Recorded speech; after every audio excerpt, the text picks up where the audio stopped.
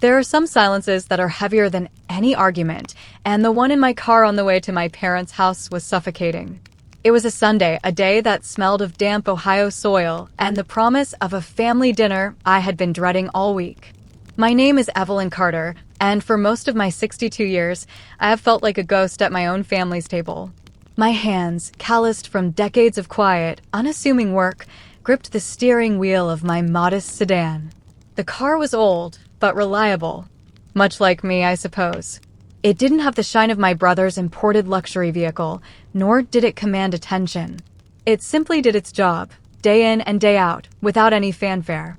My parents, Richard and Mary, lived in the same house in Columbus where they had raised my brother, Robert, and me. It was a sturdy, two-story brick home with a perfectly manicured lawn and windows that always seemed to be judging the world outside. As I pulled into the driveway, I saw Robert's car already parked there, gleaming under the afternoon sun like a trophy. A fresh wave of anxiety washed over me. It was always like this. Robert, the successful attorney, the husband, the father of two brilliant children. And me, Evelyn, the quiet librarian, the spinster, the woman who lived in a small apartment downtown with her books and her cat, Mittens. To my parents, my life was not a life lived, but a life wasted. It was a narrative they had polished over decades of dinner conversations, family gatherings, and hushed phone calls they thought I couldn't hear. Robert was the son who had built a legacy. I was the daughter who had simply existed. I took a deep breath, the air tasting of exhaust fumes and my own apprehension. I had to remind myself to be calm, to be the placid, unbothered Evelyn they expected. It was a role I had perfected, a mask I wore to protect what little peace I had managed to carve out for myself. Walking up the familiar stone path, I could already hear the laughter from inside. It was a boisterous, confident sound that never seemed to include me. I straightened my simple wool coat, a garment I had owned for at least a decade, and rang the doorbell. My mother, Mary, opened the door, her face a mixture of practiced warmth and subtle disappointment. It was a look I knew better than my own reflection. "Evelyn, you're here," she said, her voice a little too bright. "We were just talking about Robert's new partnership at the firm. Come in, come in." She gave me a perfunctory hug that felt more like an inspection. Her eyes flickered over my sensible shoes, my plain dress, and my hair, which I wore in a simple, no-fuss bun. I could feel the unspoken critique in her gaze. Still the same old Evelyn. Still so plain. I followed her into the dining room, a room that held so many of my life's most painful memories. The long mahogany table was set with the good china, the one reserved for special occasions or, more accurately, for when Robert was present. My father, Richard, was at the head of the table, his face flushed with pride as he listened to Robert recount a recent courtroom victory. And then I told him, "If you think you can win this case, you're more delusional than your client," Robert was saying, and my father let out a hearty laugh that echoed off the high ceilings. Robert, ever the performer, noticed my arrival and gave me a magnanimous smile. "Evie, good to see you. How's the world of books?" It wasn't a question. It was a dismissal. A way of patting me on the head and sending me to the children's table, metaphorically speaking. "It's quiet, Robert." "Just the way I like it," I replied, my voice softer than I intended. I took my designated seat, the one furthest from my father, the one that always felt like an afterthought. The dinner began, and with it, the familiar ritual of my slow, methodical erasure. Every topic revolved around Robert. His new investment portfolio. His wife, Susan's charity galas. His son's acceptance into a prestigious summer program. His daughter's equestrian trophies. I listened, I nodded, I murmured the appropriate responses. "That's wonderful. How impressive. You must be so proud." My contributions were met with polite indifference. When I mentioned that the library had started a new literacy program for seniors, my mother simply said, "Oh, that's nice, dear," before immediately turning back to Robert to ask about his upcoming trip to Europe. It was as if I were speaking a different language, one they had no interest in learning. I felt myself shrinking in my chair, the way I always did. I became a spectator to my own family, a polite guest in a house I had once called home. The aroma of my mother's pot roast, a smell that should have been comforting, only filled me with a profound sense of alienation. The main course was cleared, and my mother brought out the dessert, a lavish, store-bought cheesecake, Robert's favorite. My father poured a round of expensive brandy for himself and his son. He didn't offer me any. He never did. He assumed, correctly, that I didn't drink, but the omission was another small cut, another reminder of my separateness. It was then that the conversation took its predictable, painful turn. My father, swirling the amber liquid in his glass, looked at me with a heavy sigh. It was a sigh I had heard 1,000 times before, a sigh laden with the weight of my perceived failures. "Evelyn," he began, his tone a careful blend of pity and condescension. "Your mother and I were talking the other day. We worry about you." "I'm fine, Dad," I said, my voice barely a whisper. I braced myself. I knew what was coming. "Fine? Is that what you call it?" he pressed on, his voice growing louder. Robert leaned back in his chair, a smug, detached look on his face. He was used to this part of the evening. It was the part where his own star shone brighter against the backdrop of my dim, uneventful life. Living in that tiny apartment, with that job of yours, my father continued, gesturing dismissively with his hand. "It's not a life. It's an existence. You had so much potential, Evelyn. You were so bright. What happened to all that ambition?" My mother chimed in, her voice laced with a cloying sweetness that was more venomous than any shout. "We just wanted you to be happy, dear. To have what Robert has. A family. A real career. A home. It's a shame, really. All that intelligence, and for what? To stamp books all day." The words hung in the air, thick and suffocating. A shame. An existence. Not a life. The room started to feel small, the walls closing in on me. I looked at their faces, my father's stern disappointment, my mother's feigned concern, my brother's casual superiority. For decades, I had absorbed these blows in silence. I had allowed their words to define me, to chip away at my sense of self until I was nothing more than the family's resident failure, the cautionary tale they whispered about at parties. But tonight, something was different. Perhaps it was the accumulation of a lifetime of these small, stinging moments. Perhaps it was the weary resignation in my own heart finally giving way to a flicker of rebellion. The silence that followed their pronouncement stretched on, and in that silence, I could hear the echo of a younger Evelyn, a girl full of dreams and vibrant colors, a girl who believed she could be anything, a girl who had made a choice, a terrible, secret choice, all those years ago. My father, mistaking my silence for submission, delivered the final, crushing blow. He shook his head slowly, a look of profound pity on his face. "Honestly, Evelyn, we love you, but you've been a disappointment. Robert built a legacy for the Carter name. You've just been useless." Useless. The word struck me with the force of a physical blow. It was the summation of their entire perception of me, distilled into a single, brutal term. Useless. The quiet daughter who never caused trouble. The frugal woman who never asked for anything. The reliable sister who was always there to babysit or lend a listening ear. Useless. A strange calm settled over me. The anxiety that had been my constant companion vanished, replaced by a cold, clear certainty. I looked down at my hands, resting on the starched white tablecloth. These hands, they thought were useless. These hands that had sorted and cataloged and helped thousands of people find stories, find information, find a moment of peace in a quiet library. These hands that had held my mother's when she was sick, that had fixed my father's broken appliances, that had written out checks, year after year, for a debt they never even knew existed. My gaze lifted from my hands and met my father's. The mask I had worn for 40 years began to crack. The placid, unassuming librarian was gone. In her place was a woman who had carried a secret so heavy it had reshaped her entire life. And in that moment, I knew I could not carry it for 1 second longer. The silence in the room was absolute, broken only by the ticking of the grandfather clock in the hall, counting down the seconds of my old life. I took a slow, deliberate breath, and I prepared to say the one thing that would change everything forever. The word useless echoed in the cavern of my mind, not as an insult, but as a key. It was the key that unlocked a room I had kept sealed for more than half my life, a room filled with dust-covered dreams and the ghost of the woman I was supposed to become. My family watched me, expecting me to shrink, to apologize for my own existence, to absorb this final cruelty as I had absorbed all the others. But the Evelyn who absorbed pain was no longer present at that table. She had left the building. My father's face was a mask of righteous authority, convinced of his own harsh but necessary truth. My mother was already dabbing at the corner of her eye with a napkin, a performance of sorrow for the daughter she pitied.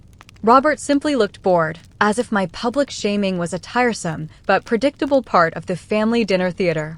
They had no idea they were sitting on the edge of a precipice. They had no idea that the ground beneath their comfortable, successful lives was about to crumble. I didn't raise my voice. I didn't cry. My voice, when it came, was eerily steady, devoid of the tremor that had plagued it for so many years. It was the voice of a person who had nothing left to lose because she had already given it all away. Useless, I repeated softly, letting the words settle in the air between us. It sounded foreign, absurd. You think my life has been useless? My father huffed, impatient. Now, Evelyn, don't be dramatic. We're just being realistic. We want what's best for you. What's best for me, I mused, a small, humorless smile touching my lips. Let's talk about what was best for you, Dad. Let's talk about the summer of 1988. A flicker of confusion crossed his face. Robert frowned, annoyed at this deviation from the script. What does 1988 have to do with anything? He asked, his tone dismissive. It has everything to do with everything, Robert, I said, turning my gaze to him. You were just starting your first year of pre-law at Ohio State. You were so excited. You were going to be the first Carter to get a postgraduate degree. My mother smiled faintly, a flicker of pride momentarily overriding her pity for me. He worked so hard. We were so proud. Yes, you were, I agreed, my voice still unnervingly calm. But something happened that summer, didn't it, Dad? Something you never told Robert about. Something you barely spoke of, even with Mom. I looked directly at my father, and I saw a flash of old fear in his eyes, a shadow from a past he thought was long buried. The construction business, his pride and joy, had been on the verge of collapse. A bad investment, a dishonest partner, a sudden economic downturn. It had all converged into a perfect storm of failure. He was facing bankruptcy, not just for the business, but personally. He was about to lose everything. The house, the cars, the reputation he had spent a lifetime building. My father's face, which had been flushed with brandy and self-satisfaction, was now turning a pale, sickly gray. That's ancient history, he mumbled, his voice losing its booming confidence. It was a difficult time, but we got through it. My brother, Frank, helped us out. He gave us a loan. Uncle Frank, I said, my voice dripping with a gentle, terrible irony. Yes, dear old Uncle Frank. The one who was a high school janitor his entire life and barely had 2 pennies to rub together. He suddenly came into a windfall and decided to gift you, out of the goodness of his heart, $30,000. That's the story, isn't it? My mother looked from me to my father, a new kind of unease dawning on her face. Frank was always lucky with his small investments, she said, though her words lacked conviction. She was repeating a line she had been told, a comforting fiction she had chosen to believe for 35 years. It was time to burn the fiction to the ground. I leaned forward slightly, my eyes never leaving my father's. There was no windfall. There was no lucky investment. Uncle Frank never gave you a dime. The silence that followed was different. It was no longer the silence of my oppression. It was the silence of their dawning horror. Robert sat up straighter, his boredom replaced by a sharp, lawyerly attention. He sensed a revelation, a cross-examination that was about to unfold at his own dinner table. What are you talking about, Evelyn? My father demanded, but his voice was thin, reedy. He knew. Deep down, he must have always known the story about Uncle Frank was too good to be true. He just never, ever, in a million years, would have suspected the real source. And then I said the line. The line I had rehearsed in the quiet of my apartment 1,000 times, sometimes in anger, sometimes in tears, but tonight, with a profound and liberating clarity. You want to talk about legacies, Dad? The money you thought came from Uncle Frank, that was me. It was all me. The grandfather clock in the hall seemed to tick louder, each tick a hammer blow against the fragile structure of their reality. My mother's hand flew to her mouth, her eyes wide with disbelief. Robert stared at me as if he were seeing me for the first time. My father just sat there, frozen, his glass of brandy trembling in his hand. "That's impossible," he whispered, shaking his head. "You were a child. You were working part-time at the university bookstore. Where would you get that kind of money?" I wasn't a child, I corrected him gently. I was 19. And I wasn't just working at the bookstore. I had just been accepted to the Pratt Institute in New York, on a full scholarship. They called my portfolio prodigious. They said I had a gift. The scholarship covered tuition, but I had also saved up every penny I had ever earned since I was 14. It was my New York fund. It was for my apartment, for art supplies, for my new life. I let the image hang in the air. The image of a young, hopeful Evelyn standing on the precipice of a brilliant future in the art world, a future they had never even known was within my grasp because I had been too afraid to tell them. Knowing they would dismiss it as a frivolous dream compared to Robert's solid, respectable path. "I overheard you and Mom one night," I continued, my voice now taking on the rhythm of a long-held confession. "You were in the kitchen. You thought Robert and I were asleep. You were talking about losing the house. You were crying, Dad. I had never heard you cry before. You said you were a failure, that you had let everyone down. You said Robert wouldn't be able to finish school. I looked at my brother. Your future, Robert. That was the thing that broke him. The thought of his successful son not being able to become a success.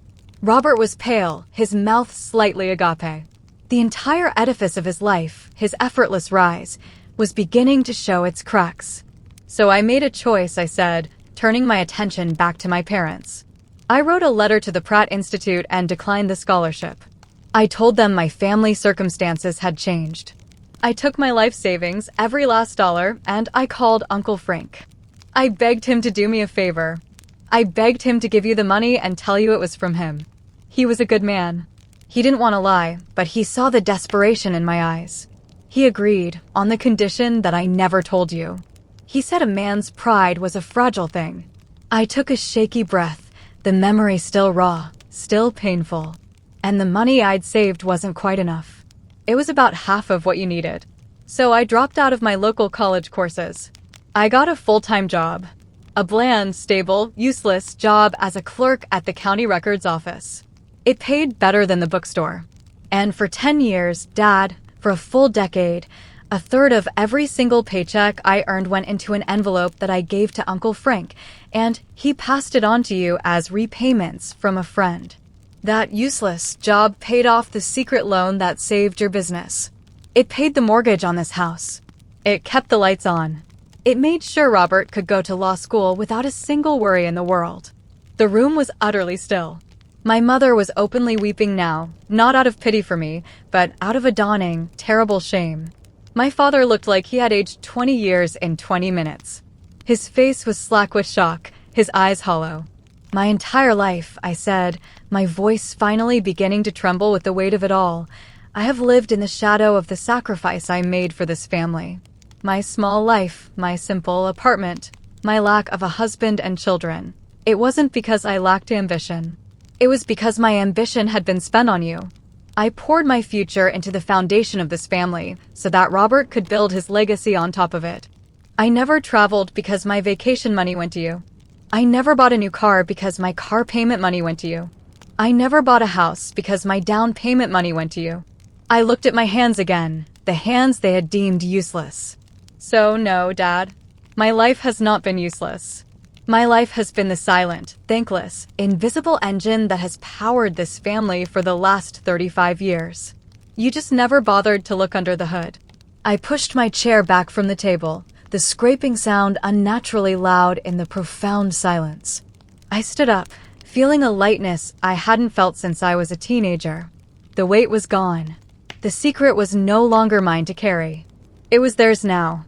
I never wanted a parade, I said, my voice soft again. I never wanted a trophy or a plaque on the wall. I didn't even want to be thanked. All I ever wanted, my voice broke for the first time, was for you to see me. To respect me for who I am, not for who I failed to be in your eyes. I see now that was the one thing my money could never buy. I didn't wait for a response. There was nothing they could say that could undo a lifetime of being invisible. I turned my back on the stunned, shattered figures at the dining table and walked out of the room. I walked through the hall, past the ticking grandfather clock, and out the front door into the cool Ohio evening. I didn't slam the door. I closed it gently behind me. I had no more anger left. I was just free. The drive back to my apartment was unlike any I had ever taken. The silence in the car was no longer heavy with dread. It was light, airy, and filled with a quiet, exhilarating peace. The streetlights of Columbus blurred into golden streaks, like brushstrokes on a dark canvas. For the first time in my adult life, I wasn't driving away from my parents' house feeling small and wounded. I was driving away feeling whole. I had not destroyed them. I had simply handed them the truth of my life, a truth they had co-authored and then refused to read.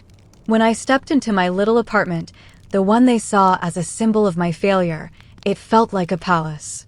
The familiar scent of old paper and Earl Grey tea was the smell of my sanctuary, a space I had earned and defended. Mittens, my ginger cat, wound around my ankles, purring, oblivious to the earthquake that had just shaken the foundations of the Carter family. I scooped him up, and his furry weight against my chest was a solid, comforting presence. I walked over to the window that overlooked the city. The lights twinkled below, a sea of a million other lives, a million other stories. My life wasn't small. It was focused. It was a life of quiet integrity, of hidden strength. The useless librarian had been a silent warrior. That night, I didn't cry. I slept more deeply than I had in years, a dreamless, peaceful slumber, as if a great debt had finally been paid. The days that followed were wrapped in a profound and unprecedented silence. My phone did not ring. There were no pleading emails, no surprise visits. It was as if I had detonated a bomb and then vanished from the blast radius. A part of me, the old, conditioned Evelyn, felt a pang of anxiety. Had I gone too far? Had I broken my family irreparably? But a newer, stronger part of me knew that what was broken had been broken long before my confession. I had simply held up a mirror to the cracks. During that week, I went to work at the library as I always did. But something had shifted within me. The quiet halls no longer felt like a retreat from a world where I didn't fit in. They felt like my domain. I looked at the people who came in, the students, the elderly, the new mothers with their toddlers, and I saw myself not as a mere functionary, but as a guardian of stories. I was helping people on their own journeys, in my own quiet way. My purpose had never been useless. It had just been unappreciated by the 3 people whose validation I had mistakenly craved. One afternoon, I found myself in the art section. I ran my fingers over the spines of books on Monet, on O'Keeffe, on the Impressionists I had once adored. A wave of long-forgotten longing washed over me, but it was different now. It wasn't the sharp, bitter pain of a lost dream. It was a gentle, nostalgic ache, like remembering a first love. On a whim, I checked out a book on watercolor techniques. I took it home and placed it on my coffee table. I didn't open it right away. I just let it sit there, a quiet promise to myself. After 10 days of silence, the first crack in the wall appeared. It was a letter in my mother's elegant, looping handwriting, waiting for me when I got home. My hand trembled as I opened it. It was not a letter of excuses or justifications. It was, to my astonishment, a letter of apology. A real one. She wrote about her shock, her shame, and the dawning, horrifying realization of her own blindness. "We saw you, but we never truly looked," she wrote. "We were so dazzled by the sun that we never noticed the moon, which had been quietly lighting our way the entire time. I am so sorry, Evelyn. I am so sorry." She didn't ask for forgiveness. She just stated her regret. 2 days after that, my father called. His voice on the phone was one I had never heard before. It was stripped of all its bluster and authority. It was the voice of a small old man. Evie, he said, and the old nickname sounded strange and tender. Your mother read me your letter. No, that's not right. She read me her letter to you. He paused, and I heard him take a ragged breath. Everything you said, it was true. I was a proud, foolish man. I was so afraid of being seen as a failure that I let you carry the weight of my success. There is no excuse for what we did, for how we treated you. He stopped, and I could hear the emotion choking him. I don't know if you can ever forgive me, but I hope one day you can. The biggest surprise came that weekend. A knock on my door revealed my brother, Robert, standing awkwardly in the hallway of my apartment building. He looked tired, his expensive suit looking out of place in my humble surroundings. He held a small, potted orchid in his hands. Can I come in? He asked, his voice subdued. I stepped aside and let him in. He looked around my living room, at the towering stacks of books, the comfortable, slightly worn armchair, the paintings I had bought at local art fairs. He wasn't looking with judgment, but with a new, searching curiosity. I had no idea, Evie, he said, finally meeting my eyes. His were filled with a shame that mirrored my mother's. All my life, I thought I did it all myself. I thought I was the one who pulled this family up. I was so arrogant, so blind. He sat on the edge of my sofa, the orchid resting on his lap.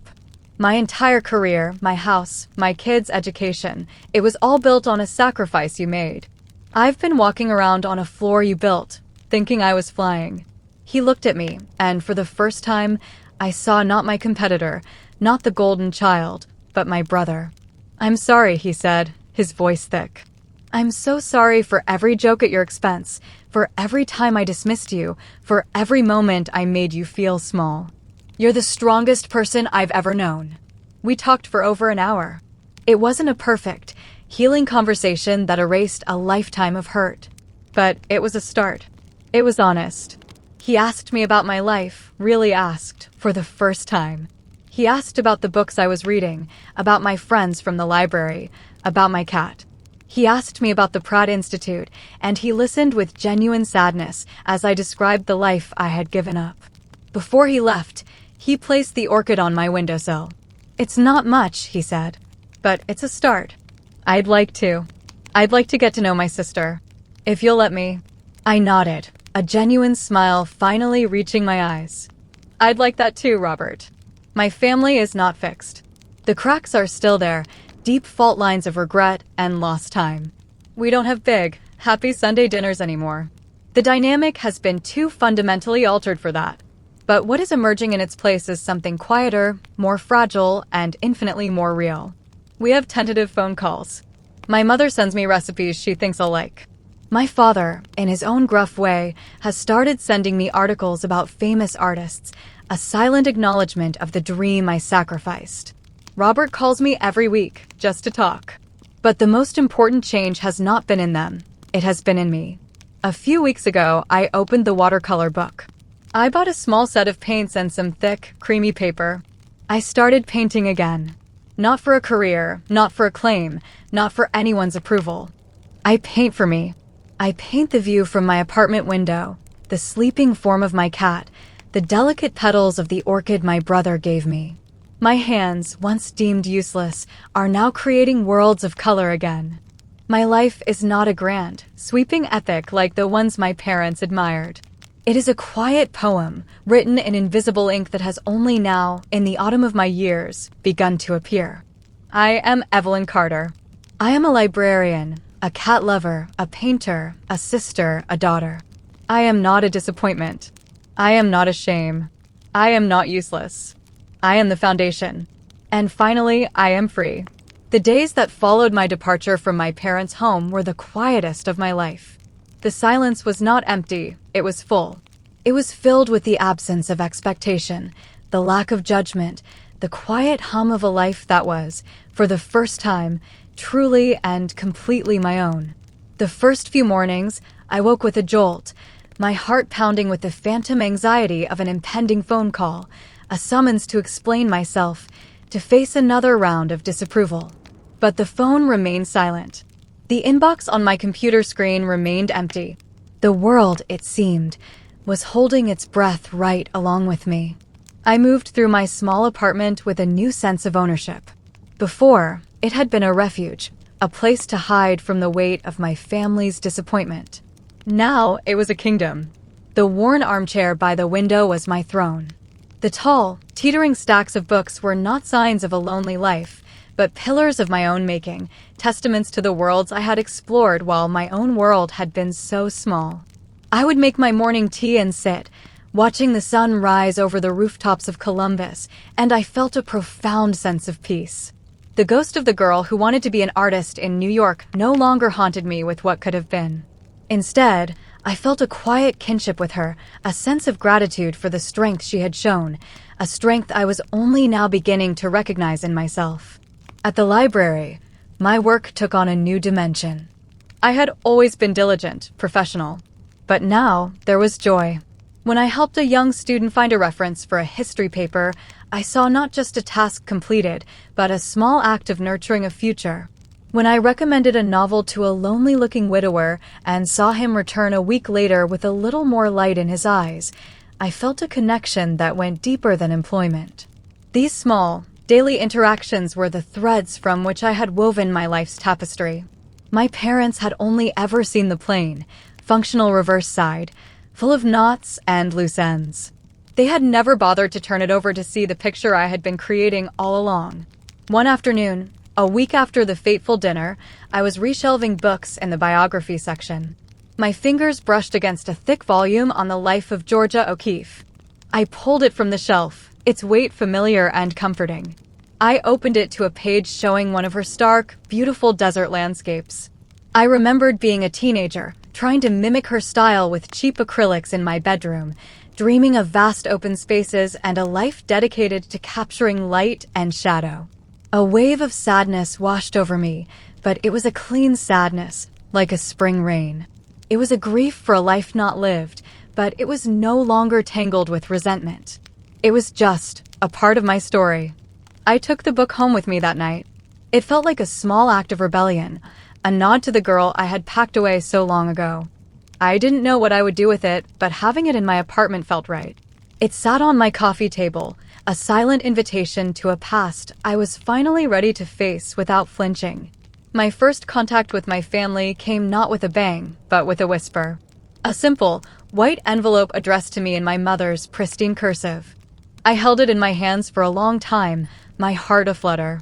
I expected a defense of my father, a plea for understanding, a gentle chiding for the scene I had caused. My hands trembled slightly as I slid a letter opener under the seal. The letter was short, only a single page, but every word was heavy with a feeling I had never before received from her, contrition. My dearest Evelyn, it began. I have spent the last 12 days replaying that dinner in my head. I have replayed the last 35 years. The shock of what you told us has not faded. It has, in fact, deepened with every passing day as the truth of it settles into my bones. Your father and I, we have been living a lie. Not the lie about Uncle Frank, but a much bigger one. The lie that we were good parents to you. We saw you, but we never truly looked. We were so dazzled by the son of Robert's success that we never noticed the moon, which had been quietly lighting our way the entire time. We measured your life with a yardstick that was never meant for you, a yardstick we created out of our own vanity and fear. We saw your quietness as a lack of passion, your frugality as a lack of ambition, your contentment as a failure to strive. We were fools, Evelyn. Blind, selfish fools. I cannot put into words the depth of my shame. To think of you, my daughter, giving up your own bright future, your art, your dreams, so that we could maintain our pride. It is a burden of guilt I will carry for the rest of my days.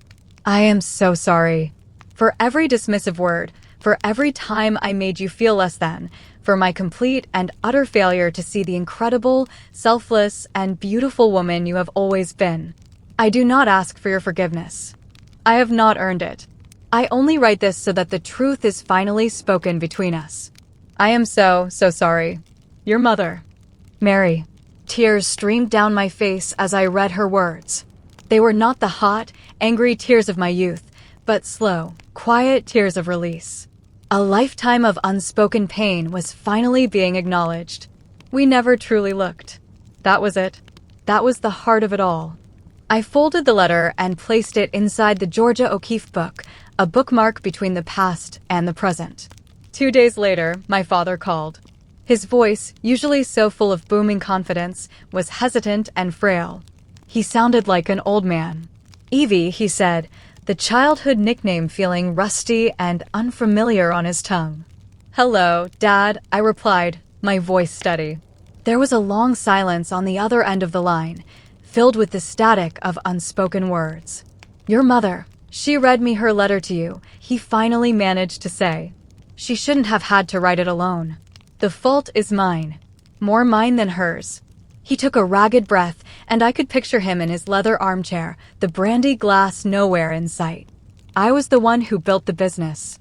I was the one who nearly lost it all. I was a proud, foolish man, Evelyn. So terrified of being seen as a failure that I let you. I let you carry the weight of my success on your young shoulders. It was monstrous. He fell silent again, and this time, I could hear a sound that was unmistakably a sob being choked back. "I broke your life," he whispered, his voice cracking. "I took your future." "For what? For this house?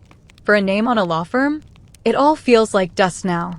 My own throat was tight with emotion. I had waited a lifetime to hear him admit his fallibility, and now that it was here, it was almost too much to bear. "You didn't break my life, Dad," I said softly, and the words surprised me as they came out. "You changed its course. It wasn't the life I planned, but it has been my life. And I have found goodness in it. More than we deserved," he murmured. "I don't know if you can ever forgive me. I wouldn't blame you if you couldn't. But I needed to say it. I'm sorry, Evelyn. For everything." We ended the call shortly after. There were no promises of future dinners, no attempts to patch things over with pleasantries. It was a raw, painful, and necessary conversation, a lancing of a wound that had festered for decades. When I hung up the phone, I felt a profound shift. My anger, the deep, cold reservoir of it that I had carried for so long, had evaporated. In its place was a vast, quiet landscape of sorrow and, unexpectedly, a flicker of compassion for the proud, frightened man who was my father. The final piece of the puzzle fell into place that Saturday. There was a knock on my apartment door. I wasn't expecting anyone. When I opened it, I was stunned to see my brother, Robert, standing in the hallway. He was dressed in one of his immaculate weekend outfits, a cashmere sweater and pressed slacks, but he looked rumpled and lost. He was holding a small, potted white orchid, its delicate blooms looking impossibly fragile in his large hands. "Evie," he said, his voice quiet. Can I come in for a minute?" I was so taken aback that I could only nod and step aside. He entered my apartment and looked around, not with the faint air of condescension he usually wore, but with a wide-eyed, searching expression. He took in the shelves overflowing with books, the simple, comfortable furniture, the framed prints from local artists I had collected over the years. It was as if he were trying to see the last 35 years from my perspective. He finally turned to me, his face a mask of complicated emotion. "I haven't slept in 2 weeks," he began, his voice rough. "Mom and Dad told me everything. The scholarship. The money. All of it." He sank onto my small sofa, looking out of place and utterly defeated. "All my life," he said, staring at the orchid in his hands, "I've had this story in my head. The story of Robert Carter, the self-made man. The one who worked hard, got the grades, made the right moves, and built a legacy. I was so proud of that story." He looked up at me, and his eyes were filled with a shame so profound it was painful to see. "It was all a lie. My success wasn't my own. It was a gift. A gift you gave me that I never even knew I had received. I've been walking around on a floor you built, thinking I was flying." He shook his head, a humorless laugh escaping his lips. "And the whole time, I was mocking you. Mocking your small life. My God, Evelyn. My life is the one that's small. It's built on arrogance and ignorance. Your life is built on a sacrifice I can't even comprehend." He stood up and walked over to me, holding out the orchid. It's stupid, I know," he stammered. I wanted to bring you something beautiful. Something that was just for you. Not for the family. Not for anyone else. Just you." I took the pot from his hands, our fingers brushing. It was the most genuine connection we had shared since we were children, playing in the backyard before the world had built walls between us. "Thank you, Robert," I whispered. "I'm sorry," he said, his voice thick with unshed tears. "I'm so sorry for every joke, every dismissive comment, for every time I made you feel like you were less." "You're not less, Evie. You're more. You're more than any of us." We stood there in the quiet of my living room for a long moment. The chasm between us, carved by years of jealousy, misunderstanding, and my family's skewed values, had not vanished. But for the first time, there was a bridge. A fragile, tentative bridge, but a bridge nonetheless. I'd like to get to know my sister," he said, finally. "The real her. If you'll let me." A small, genuine smile bloomed on my face. "I'd like that too, Robert." After he left, I placed the orchid on my windowsill, where it would catch the morning light. It looked beautiful, delicate, and surprisingly strong. A symbol, perhaps, of the new, fragile ecosystem of my family. The old patterns were broken, shattered into a million pieces. I didn't know what we would build in their place. Maybe nothing. Maybe something smaller, quieter, but more honest. That evening, I did something I hadn't done in over 35 years. I took out the Georgia O'Keeffe book and opened it to the first page. Then I walked to my small desk, took out a fresh, clean sheet of paper, and picked up a pencil. My hand felt stiff, uncertain.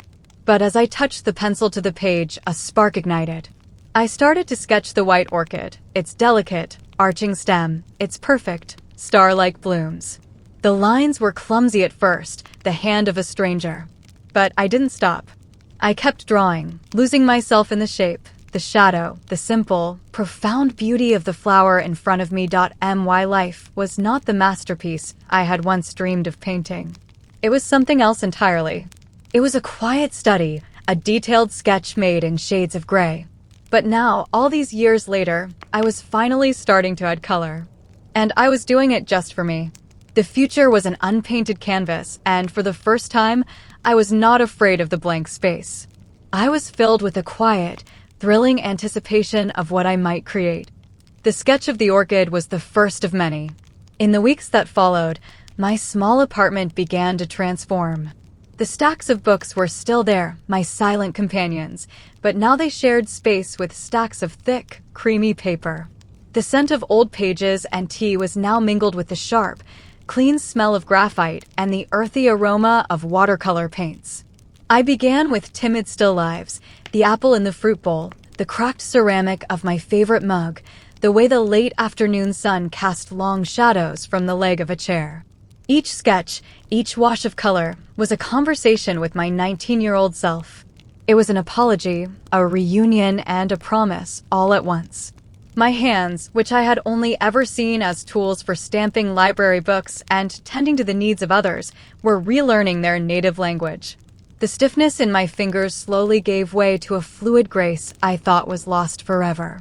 I discovered a joy in the simple act of creation that was so profound, so personal, it felt like breathing after being underwater for a very long time. I painted not for a gallery wall in New York, but for the wall of my own kitchen. I was not creating a legacy, I was reclaiming a life. The new dynamic with my family was a delicate, unchoreographed dance. The grand Sunday dinners were a thing of the past, a relic of an era that had been built on a lie. In their place were small, tentative gestures, like shy birds landing on a branch. My mother would call on Tuesday afternoons, not to pry or to judge, but to tell me about a bird she'd seen at her feeder, or to ask my opinion on a book she was reading for her new book club, a club she had joined, she told me, because she wanted to understand my world better. My father, in his own gruff and unspoken way, began to reach out.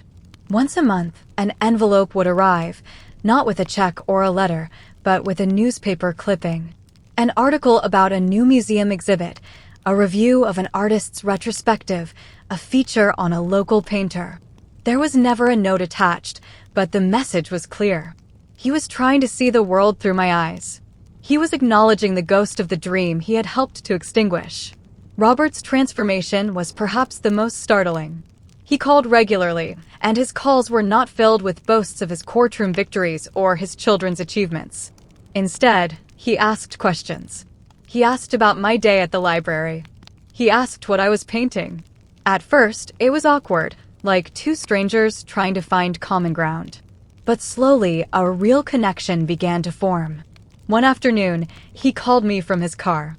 "I'm driving past the community center on Oak Street," he said. "There's a sign out front for a watercolor class for adults. It starts next month." He paused. I just thought. I don't know. I just thought I'd mention it. His words hung in the air, a gentle suggestion, not a command. The old Evelyn would have dismissed it instantly, terrified of the vulnerability, of the potential for failure. But the new Evelyn, the one who was finding courage in tubes of cadmium yellow and cobalt blue, felt a flicker of something else, curiosity. The thought of painting in a room full of strangers was terrifying. But the thought of staying hidden in my apartment forever was, for the first time, even more so. The following week, I did it. With my heart hammering against my ribs, I walked into the Oak Street Community Center, a brightly lit, slightly shabby building that smelled of floor wax and weak coffee, and I signed up for the class. My first night was a trial of fire for my nerves. The room was filled with a dozen other people, mostly women my age or older. They chatted easily amongst themselves, their easels and paint boxes a familiar part of their routine. I felt like an imposter, a child playing dress-up in an artist's smock. But the instructor, a kind, bohemian woman with silver hair and paint-stained fingers named Mrs. Gable, put me at ease. She didn't ask about my past or my ambitions. She just smiled and said, "The paper doesn't judge. Just let the brush do the talking." And so I did. That night, we were painting a simple bowl of oranges. As I mixed the fiery shades of orange and yellow, as I watched the colors bleed and blend on the wet paper, the fear began to recede. It was replaced by a quiet focus, a sense of belonging I had never expected to find. I was no longer Evelyn Carter, the failed artist, the spinster librarian. I was just a woman, painting oranges, in a room full of other women painting oranges. And it was enough. A few months passed. My paintings grew bolder. I moved from still lifes to landscapes from my imagination, to portraits of my cat, Mittens. My small apartment was now a vibrant, chaotic studio. The art class became the highlight of my week.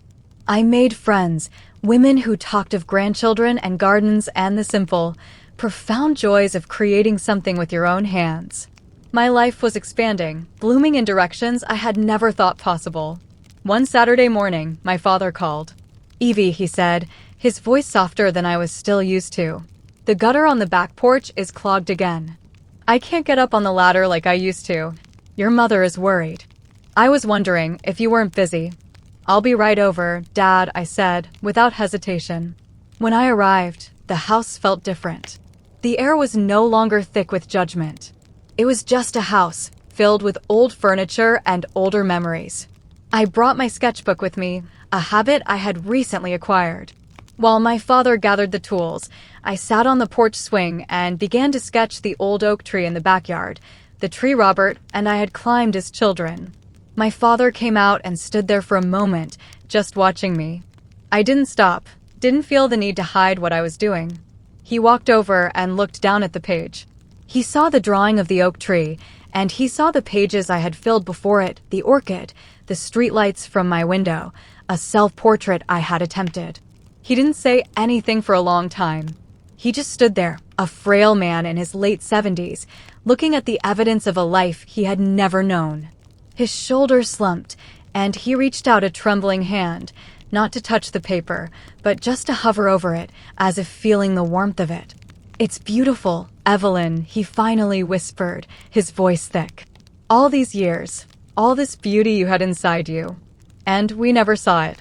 A single tear rolled down his weathered cheek and fell onto the porch floorboards.